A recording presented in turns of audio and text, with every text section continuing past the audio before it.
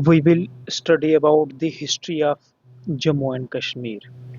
But पहले हम कश्मीर की हिस्ट्री जानेंगे, उसके बाद हम जम्मू की हिस्ट्री जानेंगे। कोई भी हिस्ट्री है, कहीं भी जगह की हिस्ट्री है, किसी स्टेट की हिस्ट्री, कंट्री की या किसी भी एरिया की हिस्ट्री है, उस हिस्ट्री को बैक किया जाता है उसके सोर्सेज से।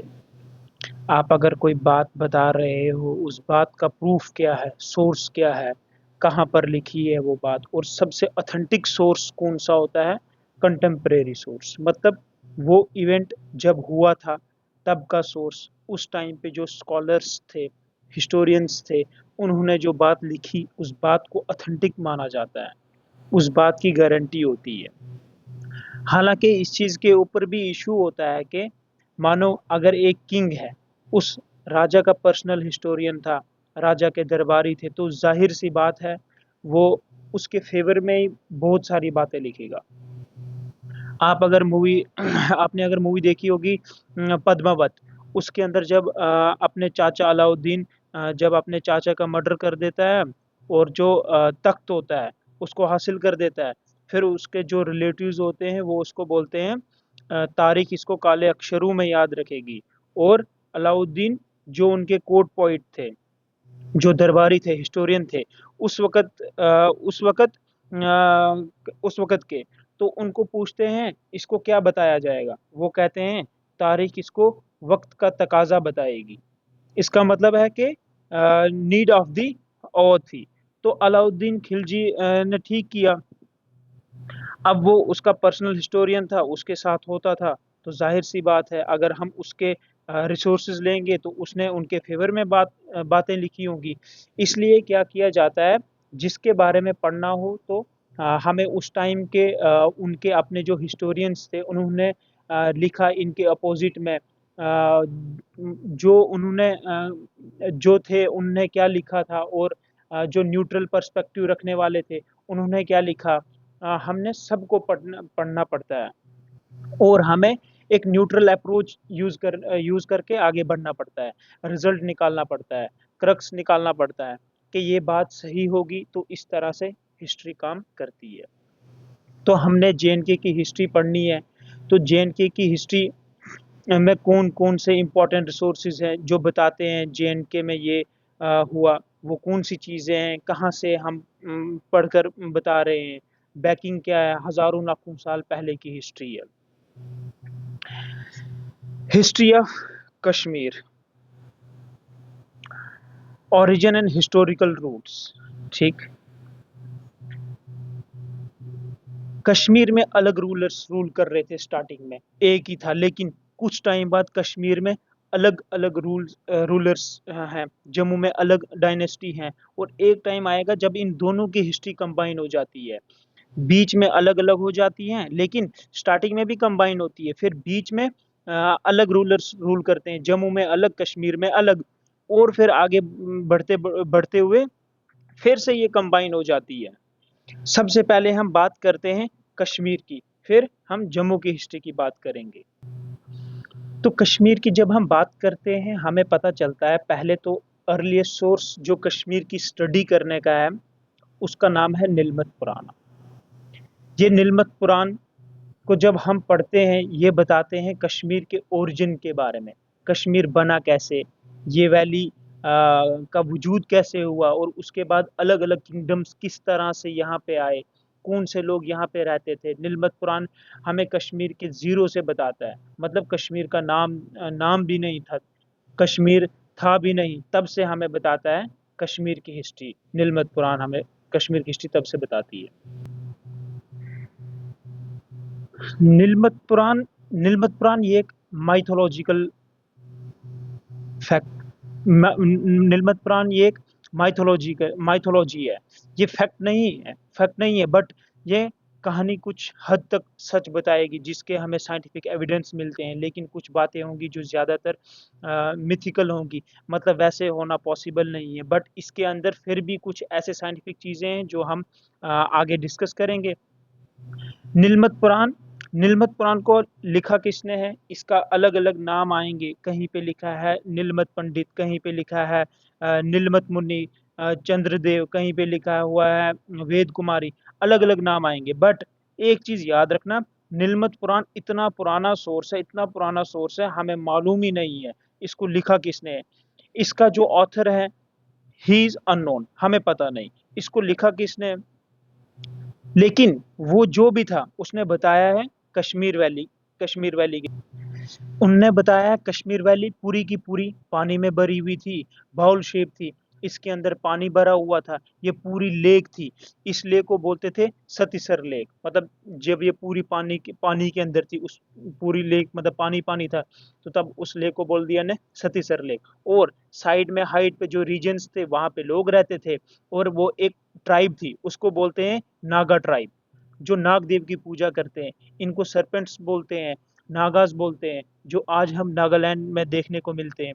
तो ये नागास यहाँ पे रहते थे, लेकिन प्रॉब्लम यहाँ पे ये थी, जो लोग यहाँ रहते थे इनको एक डेमोन के द्वारा, एक राक्षस था जिसका नाम था जलोद बोआ, ये आता था इस पानी से बाहर और लोगों को खाता था। इससे परेशान थे लोग जो यहाँ पे रहते थे। कुछ टाइम के बाद एक ऋषि यहाँ पे आते हैं, उनका नाम था ऋषि कश्यप।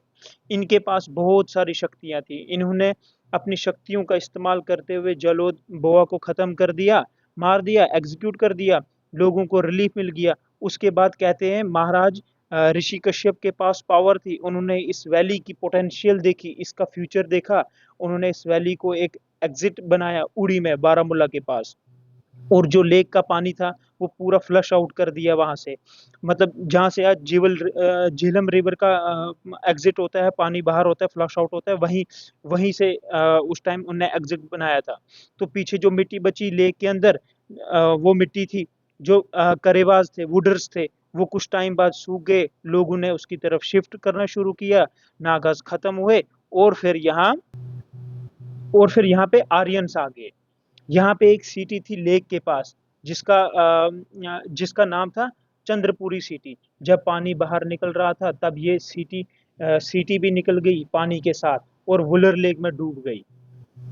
जो जमीन बाहर आई, मतलब पानी पानी बाहर निकला जमीन से, मतलब जो फ्लश आउट हो गया था, जमीन सामने आ गई, और धीरे धीरे लोगों ने इसको नाम दिया कश्यप, कश्यप मारी। कश्यप मरे, मर का मतलब होता है जमीन, संस्कृत में इसका मतलब होता है जमीन। और धीरे धीरे वो पूरा कश्यपपुरा बन गया, और वही कश्यपपुरा करते करते कश्मीर बन गया। का मतलब होता है वाटर, और शमीरा का मतलब होता है टू डेसिकेटेट। जहां जहां पे पानी निकल गया होगा, ड्रेन हो गया होगा, तो कश्मीर का मतलब है the land desiccated of water. ये साइंटिफिक भी है। कश्मीर पानी में था पहले, फिर जब हिमालयस की अपलिफ्टमेंट हुई, पानी वैली से बाहर आया और पीछे ड्राई जमीन बच गई। तो कश्मीर का जो ओरिजिन है वो माइथोलॉजिकल ओरिजिन है। अकॉर्डिंग टू हिंदू टेक्स्ट यहाँ पे सतीसर लेक वगैरह इनकी बात की है। फिर उसके बाद जब यहाँ पे पर्शियन और मुस्लिम रूल आए, तो कशपुर से कश्मीर बन गया। ग्रीक इसको कस्पीरिया बोलते थे। चाइनीज मतलब जो ह्यूनसेंग थे, इनने इसको कीपिन बोला है, और कश्मीरी बोलते हैं कशीर, कशीर, कशीर। तो कश्मीर का ओल्डेस्ट सोर्स क्या है? नीलमत पुराण। नीलमत पुराण सबसे पुराना रिसोर्स है इसका, सोर्स इसका। इसको कश्मीरी महात्माया भी बोलते थे। इसके ऑथर कौन है वो हमें पता नहीं, लेकिन ये बताती है ये यहाँ पे नागाज रहते थे, इसके बाद आर्यंस यहाँ पर आए, इसके बाद एक और इम्पोर्टेंट सोर्स है राजतरंगनी। लेकिन राजतरंगनी से पहले क्या हुआ कश्मीर में वो हमें नीलमत पुराण बताती है। और इसका इस्तेमाल कल्हाना ने भी किया राजतरंगिणी को लिखने में। कल्हाना ने तो इन्होंने भी नीलमत पुराण का इस्तेमाल किया राजतरंगिणी को लिखने के लिए, हिस्ट्री को कंटिन्यू करने के लिए, उस चेन को आगे कंटिन्यू करने के लिए। इसके बाद एग्जाम्स में कुछ नाम पूछे जाते हैं जो नीलमत पुराण के साथ जुड़े हुए हैं। जैसे इसमें हम पहले बात करेंगे चंद्रदेव।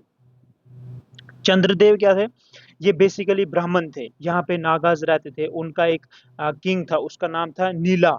तो चंद्रदेव ने इनको रिक्वेस्ट की कि आप हमें भी माइग्रेंट करने की परमिशन दो, हम भी कश्मीर की डेवलपमेंट में कंट्रीब्यूट करना चाहते हैं। उस टाइम पे दूसरा नाम है उस टाइम पे। फिर दूसरा नाम आता है डॉक्टर वेद कुमारी घाई, ये जम्मू से हैं, तो इन्होंने नीलमत पुराण की ट्रांसलेशन की थी इंग्लिश में। इसके बाद फिर जॉर्ज बुलर, इनको नीलमत पुराण की मैन्युस्क्रिप्ट मिली थी, इन्होंने इसको रेस्क्यू किया था। तो एग्जाम्स में पूछा जाता है who is credit of saving manuscript of Nilamata Purana, मतलब नीलमत पुराण के जो ओरिजिनल मैन्युस्क्रिप्ट्स हैं, इनको बचाने का क्रेडिट किसको दिया जाता है? वो बुलर को दिया जाता है। ये जर्मनी के थे। तो नीलमत पुराण को इन्होंने ही बचाया, इसको आगे डिकोड किया, इसकी ट्रांसलेशन की। फिर हमारा उसके बाद नेक्स्ट सोर्स आता है राजतरंगिणी।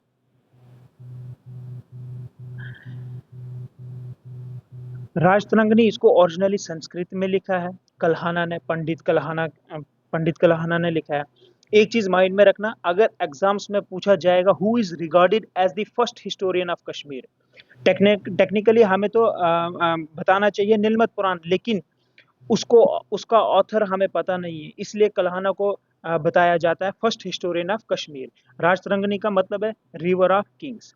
इस बुक में इतने सारे राजा के नाम दिए हैं, इंसान कंफ्यूज हो जाता है, इसलिए इसका मतलब है रिवर ऑफ किंग्स। इसको कंपाइल किया था 1149 से लेकर 1150 के करीब, और ये फाइनल तैयार हुई थी जयासीमा, लोहारा डायनेस्टी के राजा थे उस टाइम में, फाइनल कंप्लीट हुई थी। अब इसमें जो स्टोरी बताई है वो महाभारत के टाइम पीरियड से लेकर संग्राम देव राजा के टाइम पीरियड तक बताई है। कल्हाना के जाने के बाद एक और इम्पोर्टेंट ऑथर आते हैं, जोना राज, इन्होंने कंटिन्यू किया, और इनके बाद इनके शागिर्द प्यूपिल थे श्रीवारा, इन्होंने इसको कंटिन्यू किया। इसके बाद आए सुखा, और करते करते ये अकबर के टाइम तक पहुंची, और फिर इसके बाद इसकी ट्रांसलेशन की अलग अलग लैंग्वेजेस में। तो उसके बाद कश्मीर की पहली मुस्लिम डायनेस्टी आएगी, शामिर डायनेस्टी। उसके एक बहुत इंपॉर्टेंट राजा हैं सुल्तान जैनुल आबदीन, इनको अकबर ऑफ कश्मीर बोला जाता है। इन्होंने राजतरंगिणी को पर्शियन लैंग्वेज में ट्रांसलेशन करवाई, इनके जो ट्रांसलेटर थे मुल्ला अहमद, उनसे ट्रांसलेशन करवाई थी पर्शियन में, और उसका नाम दिया था बहरुल असमार। बहर बोलते हैं समुंदर को, और असमार का मतलब होता है कहानी, सी ऑफ टेल्स। फिर इंग्लिश में ओरल स्टैन ने की पंडित गोविंद कोल की मदद से, क्योंकि ये पंडित गोविंद कोल जो है वो संस्कृत जानते थे, और फिर 1935 में आर एस पंडित ने इसकी इंग्लिश में ट्रांसलेशन की। फिर हिंदी में इसकी ट्रांसलेशन पांड्या राम तेज ने की, और कश्मीरी में डॉक्टर बशीर बशीर ने इसकी ट्रांसलेशन की। फिर उसके बाद कुछ इम्पोर्टेंट क्वींस के नाम हैं, जैसे यशोवती जो गोनंदा डायनेस्टी से थी, सुगंधा जो उत्पला डायनेस्टी से थी, और दीदा वो लोहारा डायनेस्टी से थी। फिर अकॉर्डिंग टू राजतरंगिणी अगर हम देखा जाए, जो गोनंदा वन थे वो कश्मीर के पहले रूलर थे। राजतरंगिणी में अलग अलग सिटी के नाम दिए हैं, जैसे पुंछ का नाम दिया है प्रुंटसा, और लोरन का नाम दिया है लोहारा, और रजौरी का नाम दिया है राजापुरी।